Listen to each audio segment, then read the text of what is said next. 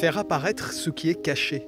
Sur le dessin d'origine est appliqué un papier semi-transparent. En le brossant à l'huile, l'artiste Joël Jupin révèle l'impression de l'œuvre première. Une fois que l'huile est sèche, c'est de venir retravailler au dessin.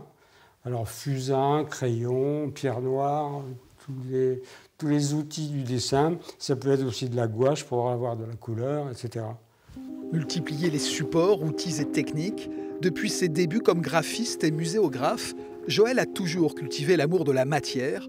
Aujourd'hui, son inspiration s'abandonne au monde végétal, où même ceux qui fanent, s'enchevêtrent ou se décomposent dessinent une œuvre. Tout se réutilise. On est là dans les déchets aussi, on est dans les rebuts. Et le rebut est utile pour la vie. Et dans cet univers, même les os d'animaux épousent le bois et le métal. Cet art de l'assemblage donne naissance à des figures mythologiques.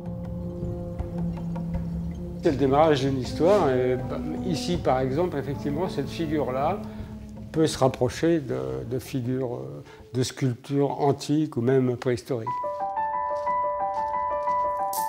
Lorsqu'il rejoint son antre ou l'attendent de nouvelles pièces de bois, récupérées chez les bûcherons de la forêt de Bercé ou dans son jardin, l'artiste entretient sa mécanique poétique, connecter l'art à la nature.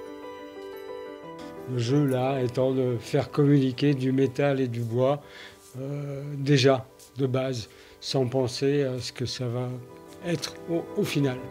C'est une manière de vivre. C'est une vie. C'est une vie, je pense que c'est effectivement le moteur.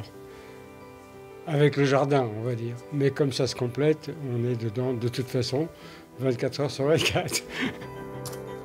De l'hiver au printemps, et c'est au mois d'avril que la galerie du Vieux-Mans L'Éphémère accueillera les œuvres de Joël Jupin.